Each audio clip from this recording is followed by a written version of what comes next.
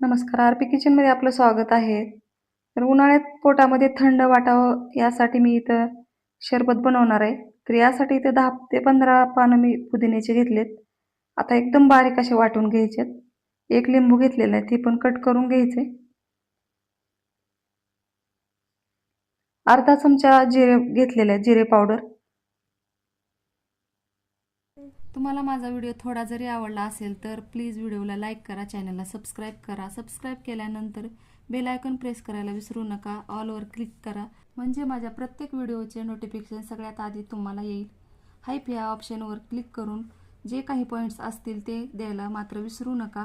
तुमचे एक लाईक, एक सबस्क्राईब आणि या हाईपचे पॉईंट माझ्यासाठी खूप महत्त्वाचे आहेत आणि छानशी कमेंट करा. चला रेसिपीकडे वळूया. आता इथं अर्धा चमचा सब्जा घेतलेला आहे. सुरुवातीला इथं पाणी टाकून भिजवून घ्यायचंय. तर सब्जा भिजवताना थंड पाणी वापरायचं नाही. आता ही अर्धा लिंबू लागणार आहे. तर मी इथं एक मधलं बी काढून घेतलेलं आहे.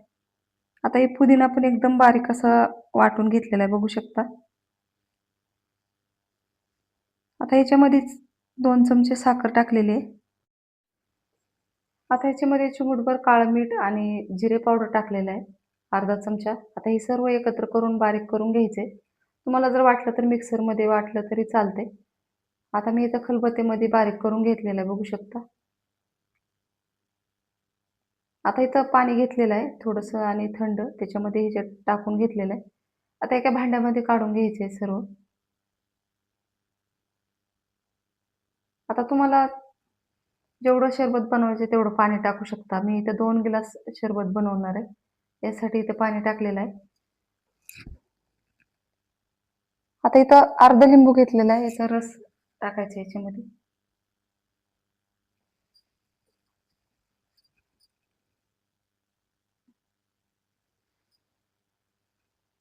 आता छान असं मिक्स करून घ्यायचंय.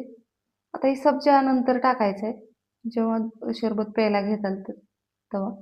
आता इथं मी सरबत तयार झालेलं आहे, चाळणीनं चाळून घ्यायचंय.